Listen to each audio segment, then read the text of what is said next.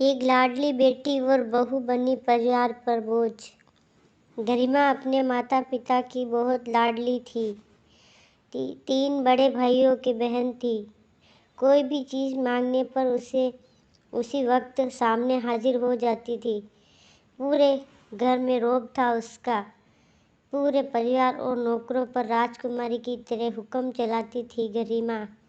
School में भी पूरा रोब था उसका। बड़े घर की लाडली जो थी वह, ऐसे ही उसने कॉलेज में दाखिला लिया। उसके ठाट बाट बड़ी गाड़ी में आना जाना, हर दिन नया नया फैशन देखकर हर कोई उससे दोस्ती करना चाहता था। थोड़े ही दिनों में उसके बहुत से दोस्त बन गए।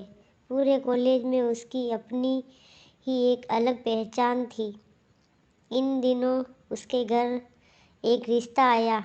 खानदानी लोग थे और पापा की पुरानी जान पहचान थी उनके साथ। गरिमा के साथ कोई ज़बरदस्ती नहीं थी, पर गरिमा ने फिर भी हाँ कर दी, क्योंकि वह अपने परिवार से बहुत प्यार करती थी। वे जानती थी कि वह लोग उसका अच्छा ही सोचेंगे। लड़के का नाम राज था। राज काफ़ी पढ़ा लिखा और समझदार लड़का था। ससुराल वाले भी बहुत अच्छे थे। ससुराल में गरिमा की जगह वैसी ही थी जैसी कि मायके में। कोई भी कार्य गरिमा की सलाह के बिना नहीं होता था। सबकी लाडली बहू बन गई थी वह। फिर उसके घर एक बेटे का जन्म हुआ। राहुल गरिमा को जान से प्यारा था। पोता पाकर ससुराल वाले तो फूले नहीं समाते थे। गरिमा कभी कभी सोचती कि उसकी किस्मत कितनी अच्छी है। उसका हर अपना उसे कितना प्यार करता है। चाहे जीवन में कैसा भी समय आए, मेरे अपने हमेशा मेरे साथ हैं। मैं कभी अकेली नहीं हो सकती। कितनी खुशकिस्मत हूँ मैं। पर शायद गरिमा की खुशियों को उसकी अपनी ही नज़र लग गई थी। एक दिन वह मायके जाने की जिद कर बैठी। राज को बहुत काम था, लेकिन वे फिर भी उसे ले गया। रास्ते में उनकी गाड़ी अन्य गाड़ी से टकरा गई।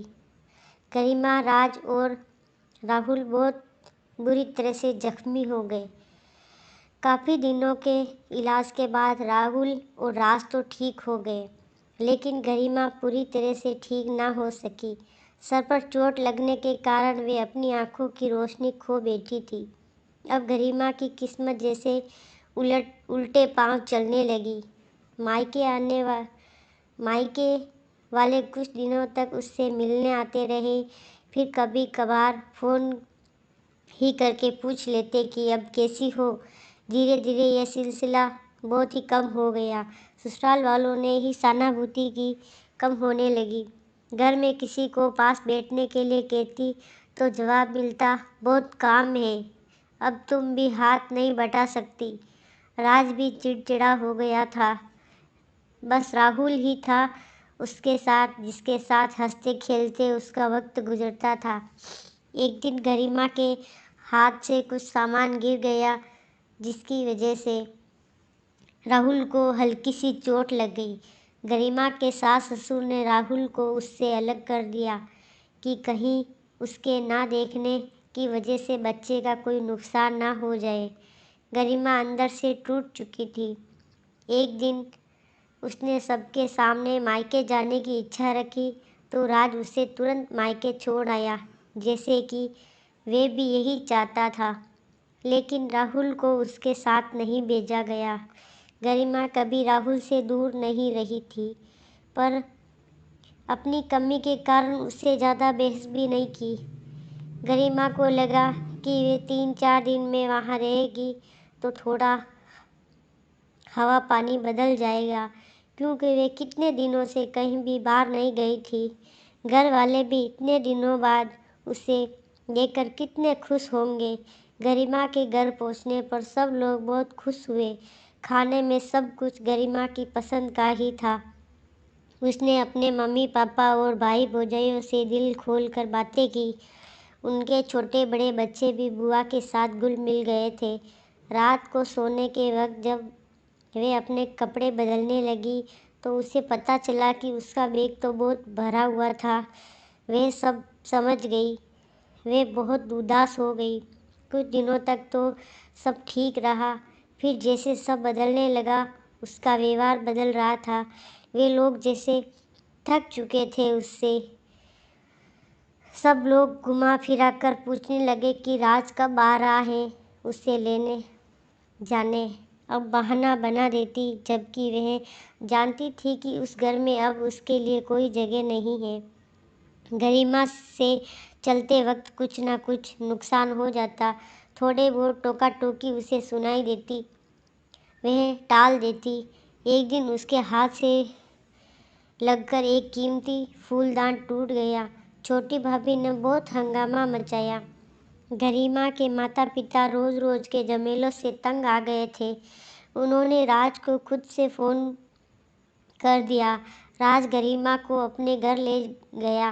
गरिमा को अपने परिवार वालों से ये उम्मीद ना थी, जिससे गरिमा के कहे बिना घर में एक पत्ता भी नहीं हिलता था। उस घर के लिए वे अब बोझ बन चुकी थी। राज के साथ ससुराल आते वक्त वे बहुत खुश थी, क्योंकि वह अपने घर जा रही थी, अपने जिगर के टुकड़े राहुल के पास। परंतु यह खुशी भी कुछ पल की ही थी। सारा बंदोबस्त पहले ही कर किया हुआ था। गरिमा को सीधे ऊपर वाले को कमरे में पहुंचा दिया गया। राहुल से दूर रहने की सख्त चेतावनी दी गई। एक काम वाली लता को उसकी जिम्मेदारी सौंपी गई, जो उसके खाने पहनने जैसी जरूरतों का ध्यान रखती थी। गरिमा ज़्यादातर चुप ही रहती, कभी कभी काम वाली लता से थोड़ा बतिया लेती। उसके जरिए राहुल का पता चल जाता। सबकी लाडली बेटी और बहू सबके लिए बोझ बन चुकी थी।